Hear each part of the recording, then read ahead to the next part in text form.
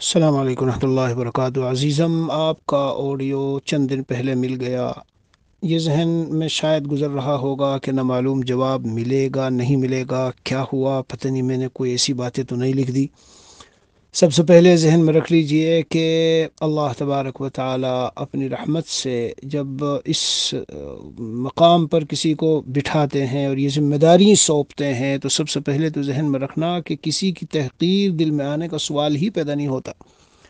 میرے ایسے گناہ اور ایسے حالات میں ہوں، میں نے اس طرح کی چیزیں رکھ دی اپنے مربی کے سامنے، دینی مشیر کے سامنے، مرشد کے سامنے، تو کہیں ایسا نہ ہو کہ نہ معلوم وہ میرے بارے میں کیا سوچ رہے ہوں۔ ایسا نہیں ہو سکتا، یہ ذہن میں رکھیے۔ ہاں، حضرت تھانوی نور اللہ مرقدہ نے ایک مقام پہ ملفوظات میں لکھا ہے کہ جو اپنے کو اس قدر ہر وقت کمتر سمجھتے رہتے ہوں اور ڈرتے رہتے ہوں کہ نہ معلوم کیا ہوگا، کیسے کام چلے گا، خاتمہ ایمان پر ہوگا نہیں ہوگا، اللہ کے ہاں کیا جواب دیں گے، اور یعنی مطلب یہ سب جن کے دماغ میں ہر وقت استحضار ہو اپنے کچھ نہ ہونے کا، تو یہ حقارت کی نظر نہیں ہے۔ یہ جی، اس کی مثال ایسے ہے کہ جیسے شہزادہ ہو کوئی، اس کے بدن پہ کوئی گندگی لگ گئی، اس کو دھل دیا گیا، وہ صاف ہو گیا، تو شہزادہ ہے۔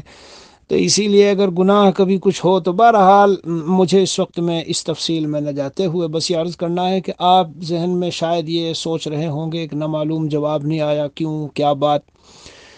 سچی بات یہ ہے دل کی کہ بہت سے اس قسم کے مشورے بعض طالبین وہ بھیجتے ہیں، اور ان کی ایسی آڈیو یا ایسے خطوط ہوتے ہیں کہ وہ فکر مند بھی کرتے ہیں، اور اللہ تعالیٰ کی بارگاہ میں اس کے بارے میں کچھ درخواست اور دعائیں اور کچھ باتیں بھی کی جاتی ہے کہ اللہ اپنے فضل سے فیاض حقیقی آپ ہیں، تربیت بھی فرمائیے اور کچھ ایسی بات دل میں ڈالیے کہ جو مفید و نفع بخش ہو، اور وہ باتیں ہم ان طالبین تک پہنچائیں کہ جس سے ان کو توفیق عمل ہو اور پھر ان کا کام بن جائے۔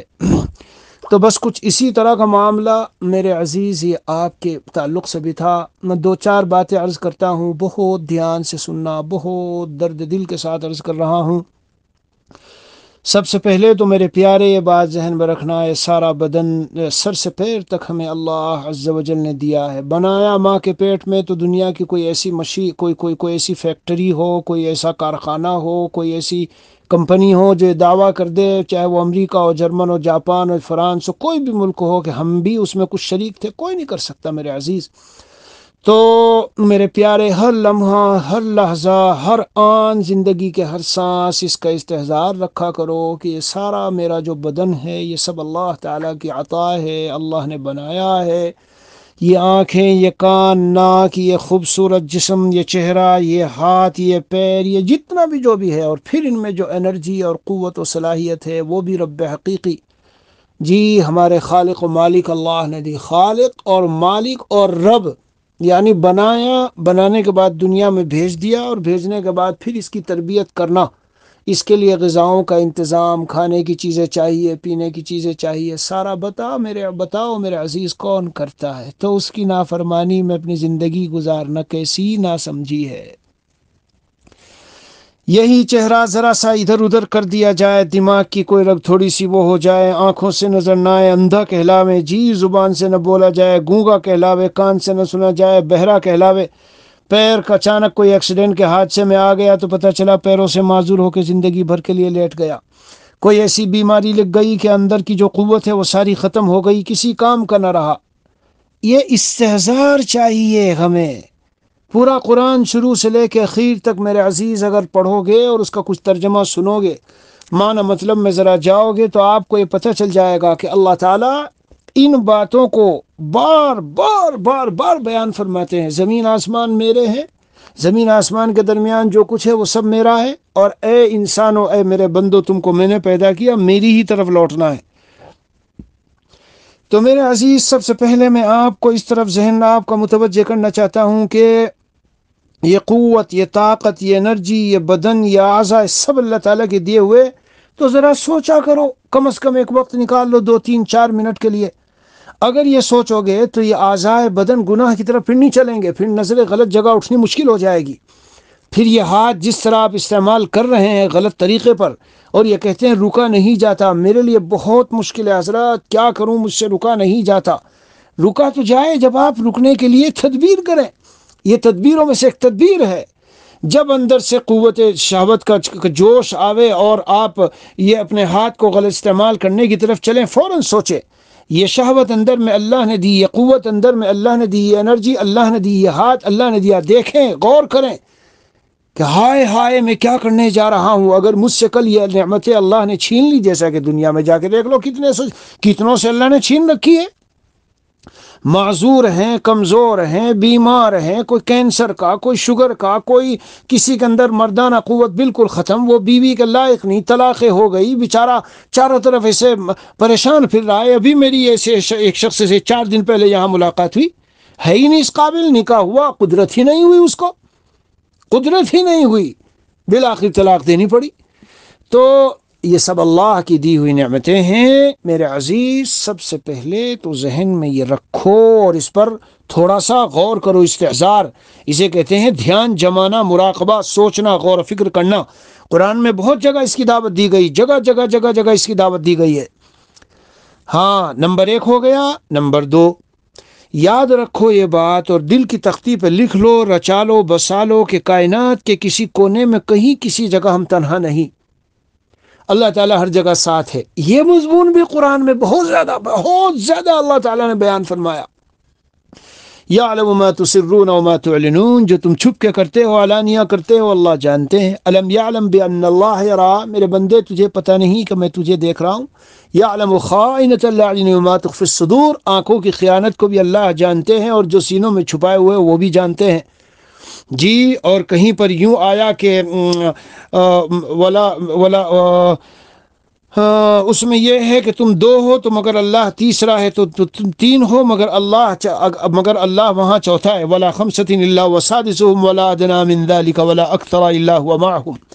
میرے پیارے، جب بات یہ ہے کہ ہر جگہ اللہ تعالیٰ ہے تو خلوت میں فلموں کا دیکھنا، ناجائز گندی چیزوں کا دیکھنا، جی، اور خلوت میں باتھ روم میں جا کے یا بلنکٹ میں لیٹ کے ہاتھ کا غلط استعمال کرنا، جبکہ نظر ہے کہ میری اس حرکت پر میرا پالنے والا، قدرت والا، طاقت والا اللہ، جی، میں اس اللہ کی نظر ہے، وہ اللہ مجھے اس وقت میں فی الحال دیکھ رہا ہے جب میں اس غلط حرکت میں مبتلا ہوں. میرے پیارے، اگر ماں باپ سامنے ہوں، اگر چچا تایا خالو سامنے ہوں، اگر استاد ٹیچر سامنے ہو، جی، یہ ہمت ہوتی ہے؟ نہیں ہوتی. تو اس استحضار کو بھی دل میں جماؤ، مضبوطی سے جماؤ. انشاءاللہ یہ استحضار اگر دل میں جمے، ایک اللہ والے یہاں بیان کر رہے تھے تو حضرت والا کا جب یہ شعر انہوں نے پڑھا کہ جو کرتا ہے تو چھپ کے اہل جہاں سے، کوئی دیکھتا ہے تجھے آسماں سے، تو آگے کہا کہ یہ شعر ایسا اگر دل پر پیوست ہو جائے، بیٹھ جائے تو آدمی گناہوں سے بچ جائے گا. کیونکہ عام طور پر جب غفلت ہوتی ہے گناہ میں تو یہ کہ بس میں تنہا الاؤ کر ڈالوں. اس لیے میرے عزیز، دوسری تدبیر آپ کے لیے یہ عرض کرتا ہوں کہ ہر وقت یہ استحضار رکھو، قرآن پڑھو. اسی لیے میں نے آپ لوگوں کے لیے جو بیانات میں بہت ساری باتیں خاص کی ہے. اس مرتبہ جب میں آپ حضرات کے یہاں تھا تو اس میں زیادہ باتیں یہی کی کہ بچوں کو دین سکھاؤ.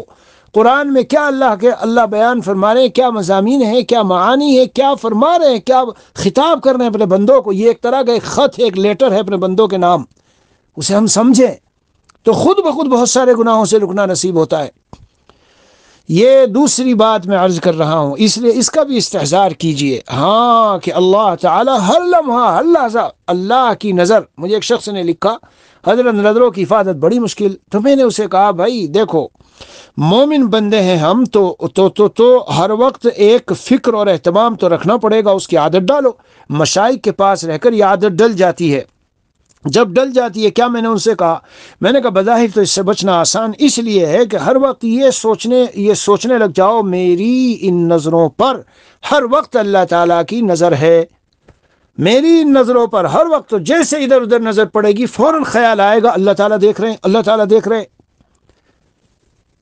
تو میرے عزیز، جب اس طرح کا کوئی بھی گناہ کا خیال آئے، جی، فوراً دل میں خیال لاؤ کہ اللہ تعالیٰ مجھے اس وقت میں دیکھ رہے ہیں. انشاءاللہ بچنے کی توفیق ہو جائے گی. نمبر 3، اللہ تعالیٰ نے ایمان دیا ہے، اپنا تعلق دیا ہے، سینے میں قرآن دیا ہے، نمازوں کی توفیق دی ہے. یہ ساری جو نعمتیں ہیں، یہ دل میں خیال لاؤ کہ جب انسان گناہ کرتا ہے تو بہت سارے نقصانات اور عذاب آتے ہیں. ان میں سے ایک عذاب یہ آتا ہے کہ دل پر ایک دھبا لگتا ہے، اگر توبہ کرے تو مٹتا ہے ورنہ بڑھتا جاتا ہے۔ اور ایک نقصان یہ ہے کہ اللہ کا غضب نازل ہوتا ہے، ایک نقصان یہ ہے کہ رزق میں کمی آتی ہے، ایک نقصان یہ ہے کہ جو طاعات کے انوارات دل میں آئے وہ سارے نکل جاتے ہیں، ایک نقصان یہ ہے کہ انسان جو ہے دوسرے گناہوں کی طرف مائل ہونے لگتا ہے۔ تو میرے پیارے، جب اس طرح کے گناہ کا، چاہے وہ میوزک ہو، چاہے وہ بدنظری ہو، چاہے ہاتھ کا غلط استعمال ہو، وغیرہ وغیرہ، جب یہ سب خیالات آئیں تو سوچ لو میرے اختیار میں آگے بچنا نہیں ہے۔ ہو سکتا ہے اس گناہ سے دوسرا، دوسرے سے تیسرا، تیسرے سے چوتھا، اور ہوتے ہوتے میرا قلب اتنا سیاہ ہو جائے، سینے سے میرے قرآن بھی نکل جائے۔ اللہ نے حفظ کی نعمت عطا کی ہے۔ اگر یاد ہو کہیں بیانات میں نے یہ بات کہی تھی، کیا کہ یہ جو سینے میں قرآن لیے ہوئے، ایمان لیے ہوئے، توحید کا کلمہ لیے ہوئے ہیں، پاکیزہ ہے ساری چیزیں، ان پاکیزہ چیزوں میں پاکیزہ قرآن کی صورتیں، پاکیزہ پورا قرآن، صاف ستھرا ہمارے یہ کلمہ توحید، صاف ستھرے کلمہ سبحان اللہ وبحمدہ سبحان اللہ العظیم وغیرہ جو سینوں میں ہیں، اگر گندگیوں کی دیکھنے کی عادت ڈالو گے، فلمیں گندی اور یوٹیوب میں گندی چیزیں اور موویز اور یہ سب دیکھو گے، تو گویا ایسا ہے کہ پاکیزہ چیزوں کو آپ نے گندی چیزوں کے سامنے کر دیا۔ ایک شخص گندگیوں میں قرآن کو کھولے ہوئے لیے ہوئے ہو تو ہر شخص کہے گا بدتمیز، بے شرم، شرم نہیں آتی، یہ بے ادبی کر رہا ہے قرآن کی۔ تو پیارے، سینے میں بھی تو یہ قرآن اور یہ کلمہ توحید اور یہ سارے مبارک پاکیزہ کلام اسی طرح تو ہے۔ تو اس لیے یہ سوچ لیا کرو کہ یہ سب گندی حرکتوں میں پڑوں گا تو کہیں ایسا نہ ہو میرا کلمہ ہی مجھ سے چھن جائے، میرا قرآن مجھ سے چھن جائے۔ وہ حدیث اس کی دلیل ہے۔ کون سی حدیث؟ جس میں یہ ہے کہ داغ دھبا لگتا ہے، پھر دھبا لگتے لگتے دل بالکل سیاہ ہوا، تو پھر روایت میں ہے کہ پھر وہ ایسا ہو جاتا ہے کہ نصیحت کرنے والے کی نصیحت بھی اس پر اثر نہیں کرتی۔ یہ جو طبع اللہ علی قلوبہم، جی، اور کلا بل ران علی قلوبہم، رین اور طبع اور مہر جو دلوں پہ لگتی ہے کہ پھر دیکھ کر بھی عبرت کے لائق نہیں رہتا، سن کر بھی نصیحت قبول کرنی اس کے اندر وہ صلاحیت ہی مٹ جاتی ہے۔ تو پیارے، اس سے ڈرا کرو کہیں یہ گناہ شدہ مجھے ایسے گناہوں تک نہ لے جائے، دوسرے گناہوں تک نہ لے جائے کہ میرا قلب بالکل سیاہ ہو جائے، کسی قابل نہیں رہیں گے۔ 3 دن پہلے جو واقعہ پیش کیا اس میں اس طرف اشارہ ہے، اے بندو، ایمان کو اور ان دینی اعمال کو اور توفیق جو ملی ہوئی ہے اچھے اچھے کام کرنے کی اختیاری نہ سمجھو۔ تو گناہ پر جب اللہ کا غضب اترے گا، کہیں ایسا غضب نہ اتر جائے کہ سب کچھ ہم سے چھین لیا جائے۔ یہ میں عرض کر رہا ہوں تیسری بات کہ ڈر، خوف دل میں بٹھا کے رکھو۔ جی ہاں، نمبر 4، ایمان پر خاتمہ بہت اہم ہے، ایمان پر خاتمہ۔ تو جب بھی کسی گناہ کے قریب جاؤ تو یہ تصور کر لو کہیں ایسا نہ ہو یہ گناہ غضب خداوندی کا باعث بنتے بنتے اس حد تک معاملہ بگڑ جائے کہ میرے سے کلمہ بھی کہیں نہ چھین لیا جائے اور پتہ نہیں ایمان پر خاتمہ نصیب ہو یا نہ ہو۔ جب یہ گناہ کا خیال آوے کہ چلو میں یہ گناہ کر لوں، اور میوزک کا جو آپ نے ذکر کیا ہے تو میں تو حیران ہوں، میں واقعی ان مسلمانوں پر اور ایمان والوں پر، چاہے دنیا میں جو بھی ہو، جوان چھوٹا بڑا یا جیسا بھی جو بھی ہو، جو یہ کہتا ہے کہ میں ایمان والا ہوں اور میں رسول اللہ صلی اللہ علیہ وسلم کو دل و جان سے مانتا ہوں اور آپ کی محبت پر میں اپنا جان و مال اور سب کچھ قربان کرنے کو تیار ہوں، جو شخص یہ کہتا ہو، اور ایک طرف حضور فرما رہے ہیں صلی اللہ علیہ وسلم کیا کہ میں غنا کو، گانے بجانے کو مٹانے کے لیے آیا ہوں، اور آپ اسے سن کر پھیلانا چاہتے ہیں اور اپنے موبائلوں میں اسے ڈاؤن لوڈ کرتے ہیں اور چلاتے ہیں، تو گویا اعلان کرتے ہیں کہ آپ مٹانا چاہتے ہو، ہم ہمارے پورے اسکول کے بچے اور ہم ہمارے جو تجارت کے ساتھی ہیں اور ہماری جو ٹیم ہے، ہم نہیں مٹنے دیں گے، دیکھو ہم کس طرح اس کو ڈاؤن لوڈ کر کے سن رہے ہیں۔ تو آپ تو ایک مقابلے میں آ گئے گویا۔ جی، اور حدیث پاک میں آیا جس طرح سے پانی کہیں گرتا ہے نا اور وہ سبزہ اگتا ہے، غنا دل میں نفاق اس طرح سے اگاتا ہے، اور یہ غنا یہی تو ہے، آپ کا جو ہاتھ کا استعمال بار بار ہو رہا ہے، یہی ہاتھ کا استعمال کبھی زنا حقیقی کی طرف، یہ ہاتھ کا معمولی نہیں، ہاتھ سے ایک طرح کا زنا ہے، یہ ہاتھ سے ایک طرح کا زنا ہے۔ ہاں، اور زنا جو اصل ہے اس طرف بھی کبھی پہنچا دے گا. کبھی اس طرح کرنے والے غنا اور میوزک گانے بازوں میں لگنے والے کبھی لڑکوں میں ملوث ہو گئے، کبھی لڑکیوں میں ملوث ہو گئے. اور یہ روایت میں ہے کہ یہ جو غنا ہے، غنا یہ انسان یہ منتر ہے، غنا رقیت الزنا ہے، زنا کا منتر ہے. جب یہ میوزک اور ساری چیزیں ہوں گی اور چلے گی اور اس میں لگو گے تو خطرہ ہے کہ اندر میں ایسا جوش اور ابال پیدا ہو، دوستی کسی سے گاٹ کے اور جا کے زنا میں مبتلا ہو جاؤ. توبہ کر لوں گا جی، کوئی بات نہیں، بس میں تو یہ سوچتا ہوں کہ ابھی تو چلو بچہ ہوں، اور یہ جب ذرا کچھ وہ ہوں گے تو داڑھی بھی رکھ لیں گے اور یہ بھی کر لیں گے اور ٹوپی کرتا پاجامہ اور سب چیزوں میں آ جائیں گے. تو میں کہا کرتا ہوں یہ بیچارے آج کل ہمارے بہت سے جوان ایسے ہیں اور امت میں ایسے لوگ ہیں جو سمجھے کہ میں جب ذرا عمر زیادہ ہوگی توبہ. جیسے توبہ کہیں بازار میں کوئی سامان ہے جو ملتا ہے پیسوں میں، جا کے خرید کے لے آئیں گے. پیارے، توبہ یہ اللہ کی توفیق سے ملتی ہے. اگر اللہ نے توفیق چھین لی تو کیسے توبہ کی توفیق ملے گی؟ یہ بازار میں کوئی سامان نہیں ہے کہ جاؤ پیسوں سے خرید کے لے آؤ. اے وہ لوگوں جو اس غلط فہمی میں ہو کہ میں گناہ میں بھی لگا ہوں، توبہ کر لوں گا، ابھی گناہ کر رہا ہوں توبہ کر لوں گا. آپ کے ہاتھ میں ہے تو یہ توبہ کی توفیق. آپ نے اس کا کوئی سودا کیا ہے؟ ہم نے کسی نے سودا کیا ہے؟ نمبر 2، یہ جو توبہ کے اعتماد پر گناہ کرنے والے ہیں، ان کی مثال جانتے ہو؟ ان کی مثال ایسی ہے جیسے بعض مرہم آتے ہیں ہمارے یہاں فرانس ریونین وغیرہ سے، جلا ہوا ہو کہیں ہاتھ پہ لگا لو تو بالکل بہترین کام آتا ہے. تو ذرا اپنی بیوی سے جا کے، کوئی اپنے گھر میں اماں سے جا کے، بہن سے کہے ذرا ہاتھ جلاؤ تو میں یہ کریم لایا ہوں لگاؤں گا. تو کہے گی مسٹر آپ کرو یہ کام. یعنی چونکہ مرہم اچھا رکھا ہے، چونکہ اچھی دوائی ہے، چونکہ اچھا فلا ہے، تو چلو خود کٹو اور کاٹو جی، اپنے ہاتھوں کو کاٹو کہ میرے بہت اچھی مشین ہے میرے پاس، اس کی میں ٹانکے لگا دوں گا، اور ہڈی جوڑنے کی مشین ہے تو توڑو ہڈی. یہ حماقت، مسلمہ حماقت ہے. تو آخر جب ہم گناہ کرنے چلے تو کیوں مسلمہ حماقت نہیں ہے کہ ہم گناہ کرنے چل رہے ہیں کہ توبہ کر لیں گے؟ بے شک جو گناہ ہو گئے تو مبتلا شدہ کو ہم یہی کہیں گے مایوس نہ ہو جاؤ، توبہ کرو اور اللہ پاک کر دیں گے. لیکن پیارو، یہ کیا ضمانت ہے کہ ہم کو توبہ کی توفیق ملے گی؟ دونوں میں بہت بڑا فرق ہے. اس لیے وہ شخص جسے کوئی کسی اللہ والے سے واسطہ پڑ گیا ہو، اللہ والوں کی مجالس میں بیٹھتا ہو، سنتا ہو، پھر بھی یوں کہے گناہوں سے نہیں رکا جا رہا ہے. آخری بات عرض کر کے ختم کرتا ہوں کہ ایک ہے کہ میں جو ہے مجھ سے بچا نہیں جا رہا ہے، بچ نہیں پا رہا ہوں، یہ گناہ ہو جاتا ہے. یہ جملے بولنے چھوڑ دے ہم.